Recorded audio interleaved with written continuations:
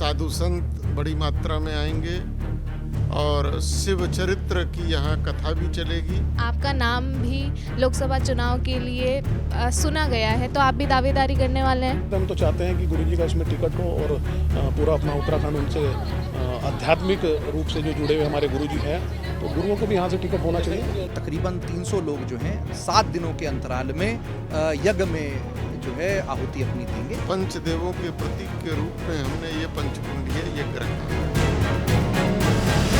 नमस्कार, the news वाला network में आप सभी का स्वागत है और मैं हूं आपके साथ आकांक्षा चौहान। आज हम रुड़की के जीवनदीप आश्रम में हैं, जहां पर एक प्रेस कॉन्फ्रेंस की गई कि रुड़की में पहली बार महायज्ञ, महारुद्र यज्ञ, पंचकुंडीय महारुद्र यज्ञ कराया जा रहा है। और आप मेरे पीछे देख सकते हैं, यहाँ पर ये हवन कुंड भी बनकर तैयार हो रहे हैं और रुड़की में पहली बार ऐसा आयोजन किया जा रहा है।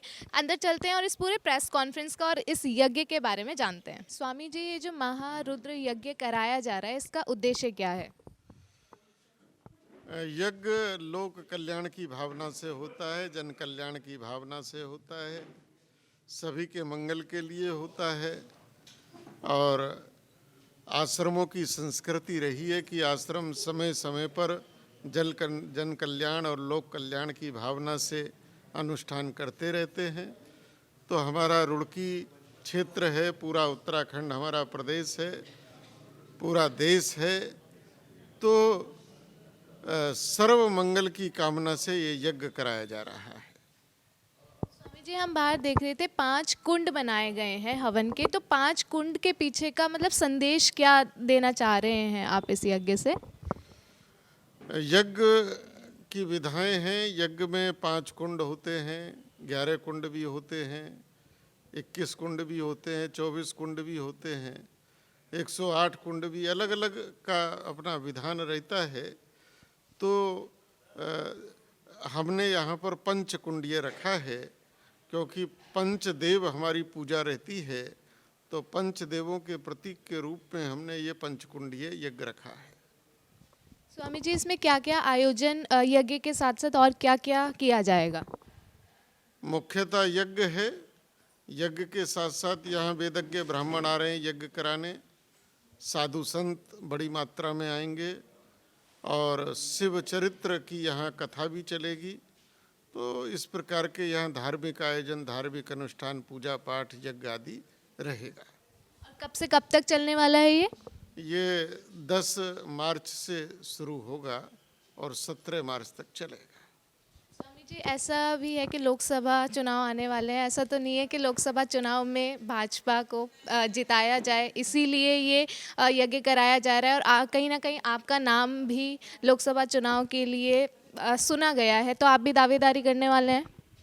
ये प्रेस वार्ता हमने यज्ञ के लिए रखी है और यज्ञ के अतिरिक्त कोई बात नहीं होगी। देखिए, एक महारुद्र यज्ञ पहली बार होने जा रहा है, जिसमें यज्ञशाला आप पीछे देख सकते हैं। तकरीबन 300 लोग जो हैं 7 दिनों के अंतराल में यज्ञ में जो है आहुति अपनी देंगे। अलग अलग स्लॉट्स बनाए गए हैं और इस प्रकार का इतना विशाल आयोजन जो है ये रुड़की में पहली बार होने जा रहा है। हम सबका सौभाग्य है कि इस आयोजन में हमें हिस्सा बनने का मौका मिला है। देखिए, रुड़की में प्रथम बार ये महारुद्र यज्ञ हो रहा है। गुरुजी की इच्छा हुई थी, गुरुजी की 2 वर्ष पहले भी इच्छा हुई थी कि महाचंडी यज्ञ यहाँ पर हुआ था रुड़की क्षेत्र में। बहुत ही अच्छी व्यवस्था के साथ और बहुत बड़ी संख्या में वो जो यज्ञ हुआ था वो भी जीवनदीप आश्रम में ही आहूत किया गया था। अब गुरुजी की इच्छा हुई है कि महारुद्र यज्ञ, और इसके अंदर सभी हमारे युवा हैं जिनकी शादियाँ हुई हैं या जो अनमैरिड हैं या जिसको क्या नाम है कुछ प्रॉब्लम है, जैसे बच्चे पैदा होने में भी बड़ी दिक्कतें आती हैं और घरेलू कष्ट होते हैं बहुत सारे, तो उन सबको लेकर गुरुजी की एक इच्छा हुई कि जितने भी अपने युवा हैं वो सभी युवा हमारे साथ जुड़ें और उन सब युवाओं को सहधर्मपत्नी सह परिवार के साथ इस यज्ञ में आहुति देने के लिए यहाँ पर बुलाया जाए। तो हमने इसमें सभी युवाओं को यहाँ आमंत्रित कर रखा है और लगभग 300 की संख्या, 200 के आसपास हमारी रुड़की से संख्या है और 100 के आसपास हमारी रुड़की के बाहर से दिल्ली, मेरठ, गाजियाबाद, कस्बों से, बड़ौस से, बागपत से, सभी जगह से यहाँ पर सम्मिलित होकर के बहुत सुंदर यहाँ पर एक 8 दिन का महारुद्र यज्ञ का आयोजन किया जाएगा। ये 10 मार्च को हमारा सबसे पहले सुबह 10 बजे लक्ष्मी नारायण घाट नहर किनारा से एक भव्य कलश यात्रा की शोभा यात्रा शुरू होगी, जिसमें लगभग 500 महिलाएं रहेंगी। उनका ड्रेस कोड रहेगा, पीले वस्त्र में वो रहेंगी और हमारे जितने भी क्या नाम है आयोजन समिति है वो भी एक ड्रेस कोड में रहेंगे और कलश यात्रा के रूप में वो शोभा यात्रा हमारी निकलेगी, जिसमें एक शिव बारात के रूप में हम उसको लेकर चलेंगे, जिसमें पीछे सबसे पीछे गुरुजी का रथ उसमें चलेगा और बैंड बाजे और ढोल नगाड़े खूबसूरती के साथ सुंदर पुष्प वर्षा के साथ वो पूरे नगर में भ्रमण करते हुए जीवनदीप आश्रम में पहुंचेगी। तत्पश्चात यहाँ पर यज्ञ का आयोजन होगा और प्रतिदिन दोपहर 2 से 5 बजे तक यहाँ पर कथा का आयोजन भी होगा। बहुत अच्छी बात है, हम तो चाहते हैं कि गुरुजी का उसमें टिकट हो और पूरा अपना उत्तराखंड उनसे आध्यात्मिक रूप से जो जुड़े हुए हमारे गुरुजी हैं, तो गुरुओं को भी यहाँ से टिकट होना चाहिए।